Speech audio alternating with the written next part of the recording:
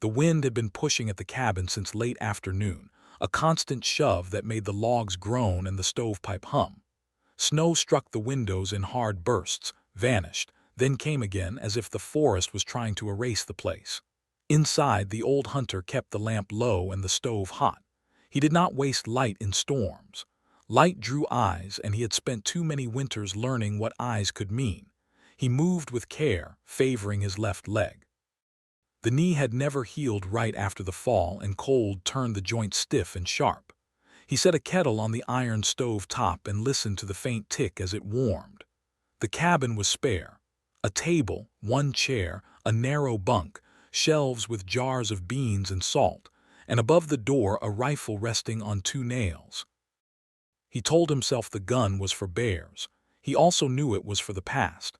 He lived out here because the town was loud and full of faces that remembered him as the man he used to be. In the woods, no one asked questions. Snow covered mistakes. Trees did not judge. On storm days he waited, listened, and tried not to think. The blizzard thickened after dark. Wind climbed the ridgeline and slammed the north wall hard enough to make the lamp flame bend.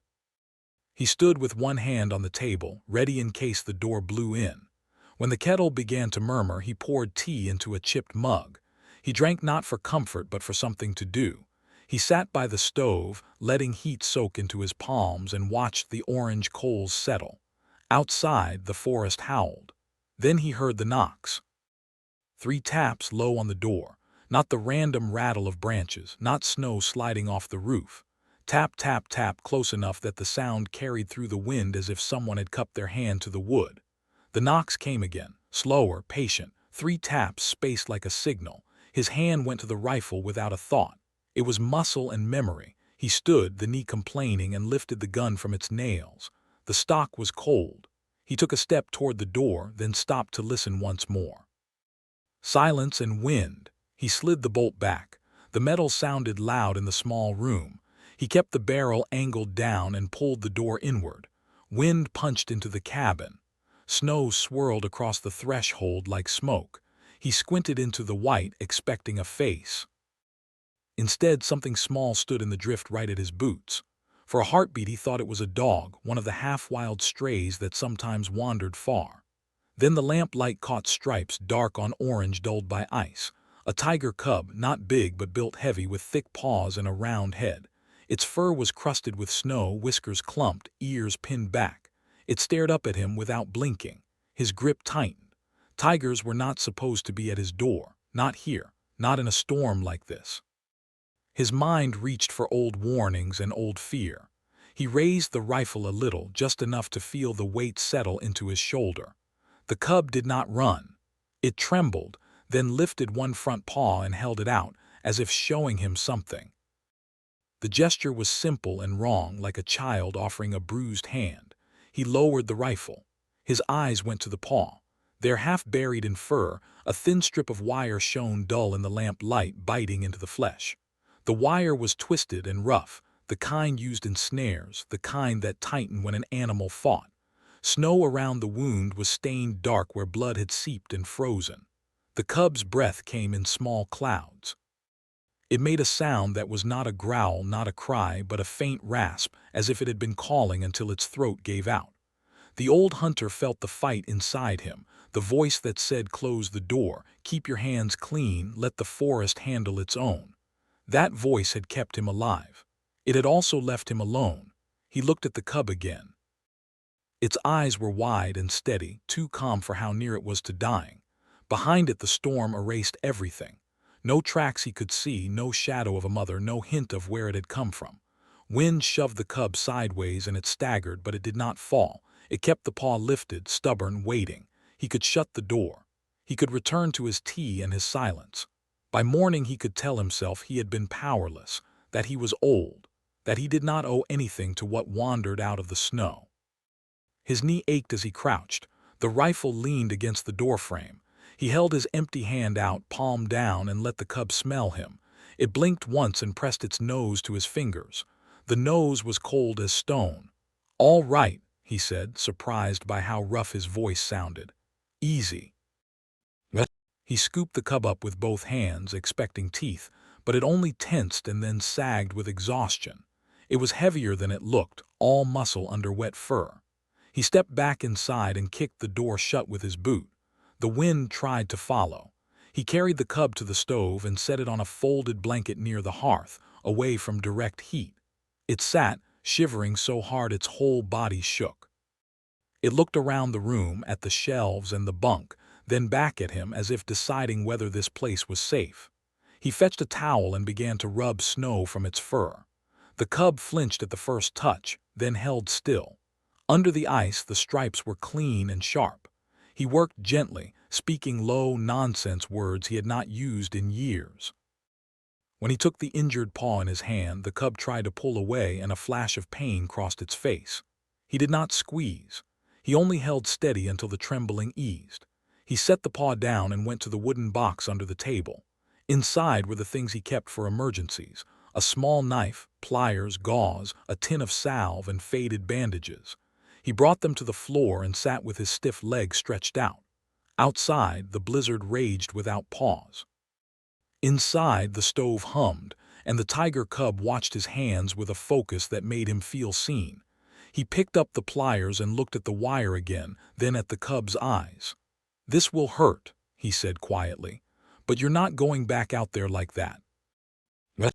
The cub's ears flattened and it lifted the paw once more, offering it to him as if that was the deal. "You opened the door, now do what you can." He braced the cub's small leg in his left hand and slid the pliers under the twisted wire with his right. The metal had cut deep enough that fur stuck to it in wet clumps. When he touched it, the cub jerked, a sharp sound tearing out of its throat, and its teeth flashed white for a second. He did not pull away. He only tightened his grip, firm but not cruel, and waited until the cub's breath slowed again. "Easy," he murmured. I know." He used the knife to lift the wire a fraction, just enough to relieve pressure, then nipped the twist with the pliers. The wire sprang apart with a dull snap. The cub flinched hard, claws digging into the blanket, but it did not strike him. It sagged, panting, and the old hunter felt the tension drain from his own shoulders as if he had been holding his breath for miles. Blood welled warm and bright, then darkened as cold air reached it. He pressed gauze to the cut, counting slow in his head, giving the cub something steady to follow. When the bleeding eased, he smeared a thin line of salve along the wound. The cub's eyes narrowed, not in anger but in weary suspicion, and he could not blame it. Pain had taught it to distrust hands. He wrapped the paw with a bandage, loose enough not to choke, tight enough to protect. He tore the strip with his teeth the way he always had in the field, then caught himself, surprised by the old reflex. For a moment he saw himself years ago, kneeling beside a deer in snow, hands efficient, mind shut down. He pushed the memory away and tied the bandage with care. The cub lowered its head and licked the wrap once, then stopped, as if deciding it was strange but acceptable. It crawled closer to the stove, still shivering, and curled into a tight ball. The hunter added another log, then sat back on his heels. The cabin smelled of smoke, wet fur, and the sharp tang of iron from blood. Outside, the storm kept trying to grind the world flat. He stood slowly, the bad knee cracking, and hung the ruined wire on a nail by the window. He stared at it longer than he meant to. It was not his trap. He hadn't set snares in years. But the wire had a way of accusing anyway, as if the forest did not care who had tightened it, only that a human hand had made it. The wind shifted and the door shuddered. The cub's head snapped up. It listened, ears twitching, and gave a soft, urgent whine. It rose and limped to the door, nose pressed to the seam at the bottom, inhaling as if it could pull a scent through wood. "What is it?" the hunter asked. The cub pawed at the door once, then looked back at him, not fear in its eyes, need. He tried the radio on the shelf, turning the knob until it crackled. Static answered, thick as snow. He lifted the handset anyway, spoke into dead air, then set it down. No signal, no help. The storm had cut the cabin off like an island. He went to the pantry shelf and took down the last jar of dried meat. He had planned to stretch it until the next supply run, whenever the road cleared. Now he broke the seal and tore off a strip. The cub watched, nose working, hunger waking under exhaustion. He held the meat out flat on his palm. The cub sniffed, hesitated, then took it gently, teeth careful not to bite his skin. It chewed with frantic gratitude, swallowing too fast, then looked up for more. "Slow," he said, though he tore another piece anyway. "You'll choke." He fed it in small bites until the desperate edge faded. The cub's breathing settled. Its eyelids drooped. It leaned its head against his boot, warm now, alive. The touch should not have meant anything. It did. The hunter sat in the chair by the stove and let the quiet return in thin layers. His mug of tea had gone cold. He did not bother reheating it. He kept watching the cub, waiting for wildness to appear, for the animal to remember what it was and bolt or bite. Instead, it slept with one ear half raised, as if even dreams were listening for danger. Night pressed against the window glass. Snow piled high, dulling the world. Somewhere in the dark, something creaked and snapped. The cub's head lifted again. It rose and paced in a tight circle, then returned to the door and whined louder this time, a thin thread of sound that made the hunter's stomach tighten. He opened the door a crack, just enough to let air and noise in. The wind roared, carrying needles of ice that stung his face. Nothing stood outside. No shape moved. The cub pressed against his leg, trying to push past him into the storm. "Not tonight," he said, and shut the door again. He tried to sit back down and let the whining fade, the way he had learned to ignore foxes in traps ago. Those sounds had once been part of his winter, a price for meat and fur. He told himself he'd quit because of the knee, because age had won. The truth was simpler. One morning he'd found a trapped animal and could not pull the trigger. The cub did not settle. It paced, limping, leaving damp prints on the floorboards. It stopped at the window, rose on hind legs, and stared into white darkness as if it could see through the blizzard. Then it returned to him and bumped his hand with its head, an insistent shove. He knew that gesture from dogs, from horses, from living things that wanted a person to understand. He also knew the risk. A mother tiger could be close. If she had sent the cub, she would come looking. If poachers had set the snare, they might come too. He was alone, old, and not as steady as he once was. Still, the cub's eyes held him. There was no pleading drama in them, only the blunt fact of urgency. The hunter felt something shift, like a door inside him opening the way he had opened the cabin door. He had told himself he was done choosing sides. The storm did not care. The forest did not care. But the cub had cared enough to find him. He gathered his gear without speaking the decision aloud. Lantern, rope, knife, a spare bandage roll, and a chunk of meat wrapped in cloth. He pulled on his heavy coat and laced his boots tight, fingers clumsy from stiffness. He found the old snowshoes hanging on the wall and set them by the door. The cub stood watching, tail twitching, as if it had been waiting for exactly this. When he lifted the lantern, it limped to the threshold and looked back once, confirming he was coming. "All right," he said again, softer this time, like a promise. "Show me." The door shut behind them with a soft thud that sounded too final for a simple walk into snow. The cub pushed into the drift without hesitation, shoulders low, nose cutting a path through blowing white. The old hunter followed on snowshoes, lantern held out in his right hand, its glow swallowed by the storm after a few steps. Wind pressed against his chest like a wall. Each breath burned, and his bad knee protested every time the shoe broke through a crust. The cub moved in short bursts, stopping to listen, then continuing as if it had memorized the landscape in darkness. Where the hunter saw only shifting curtains of snow, the cub found direction. He kept his eyes on its stripes, the only steady pattern in a world that wanted to blur. After 10 minutes he began to notice signs the storm could not hide. A shallow groove where something had been dragged. A snapped twig at knee-height, fresh wood pale against bark. Then boot prints half-filled but still sharp at the edges. Human prints, not old. They cut across the cub's trail and angled downhill. He halted, letting the lantern swing lower. The cub looked back, impatient, and gave a small chuff. The hunter raised a finger for silence anyway.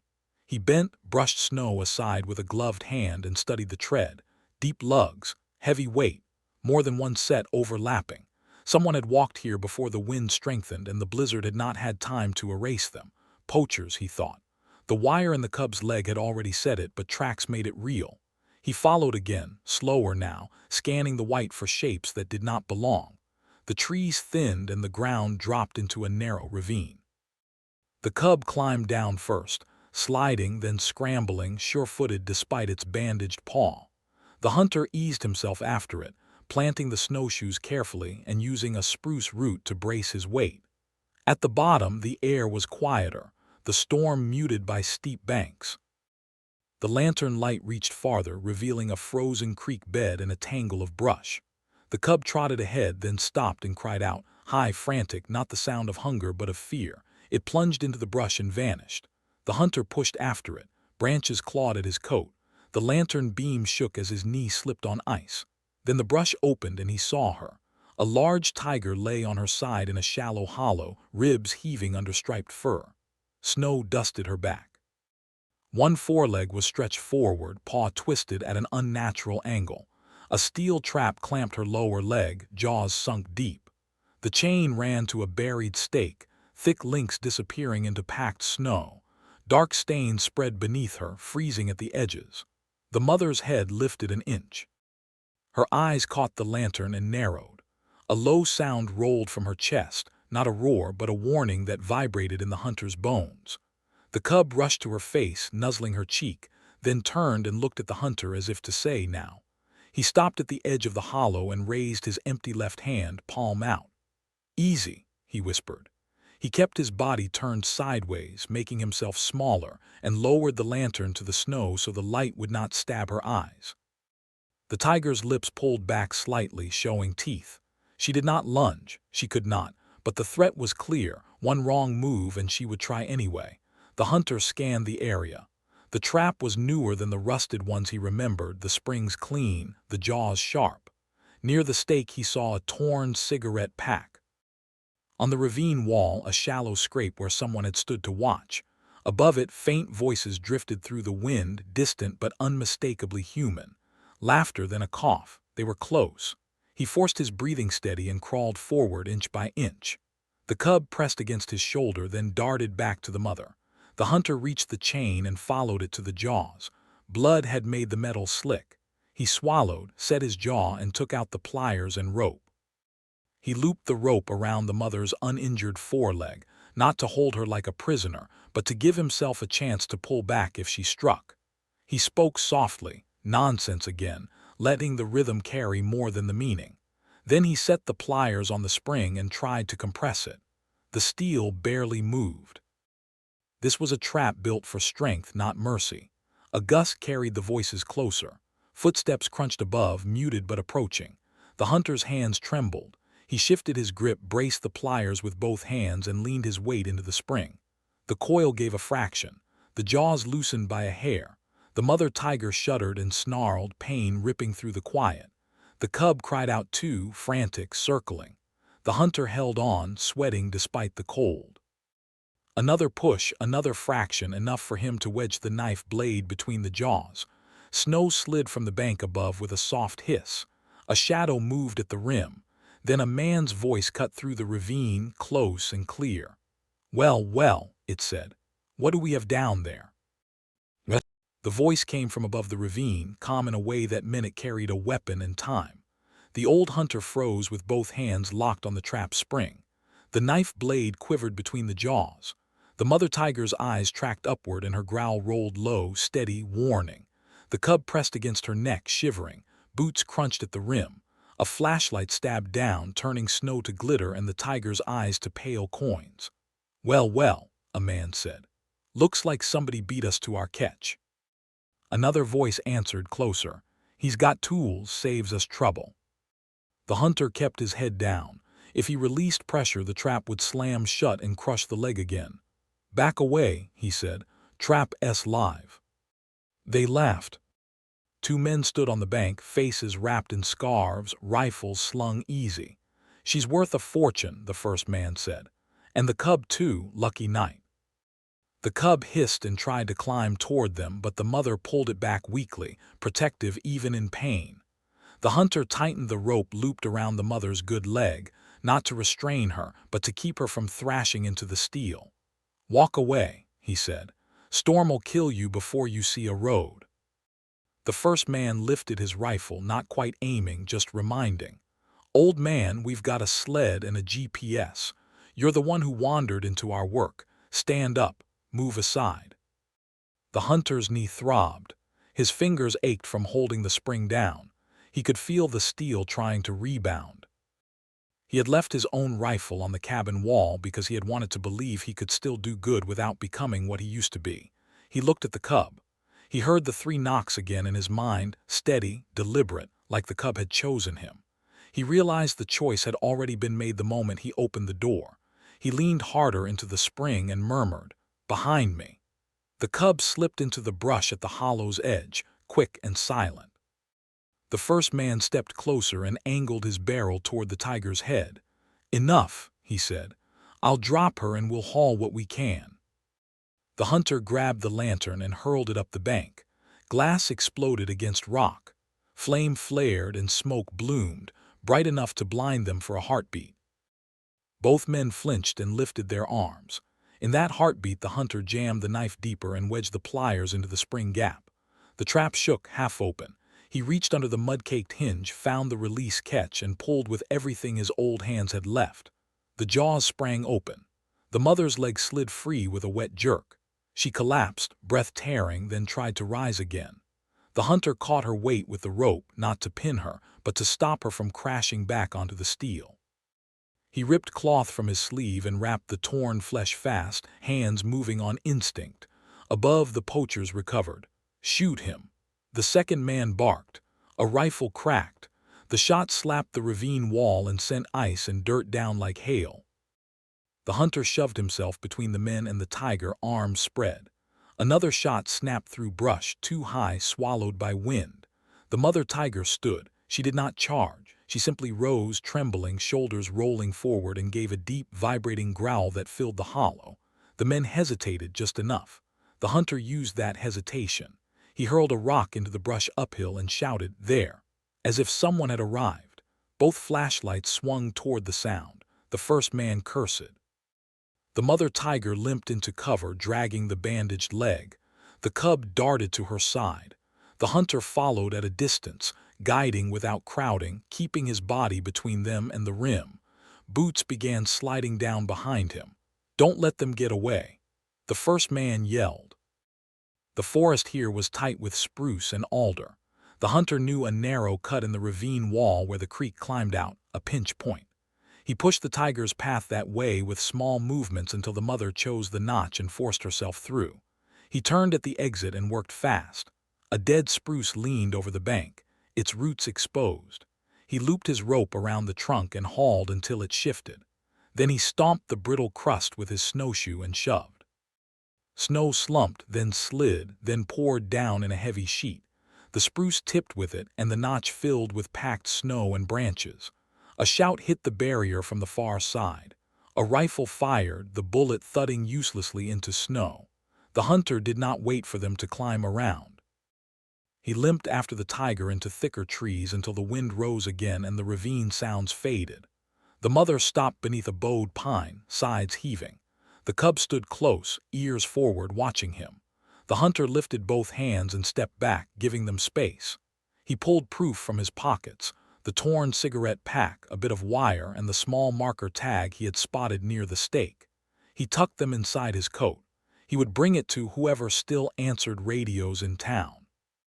His knee buckled once, and he caught himself on a trunk tasting blood where he'd bitten his lip.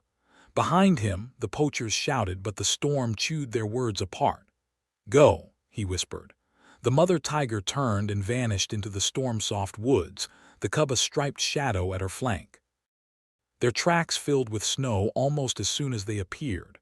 The hunter stood alone, listening to the wind and the muffled anger behind the blocked notch. Then he turned toward home, lanternless, guided by the dark line of trees and a steadiness in his chest he had not felt in years.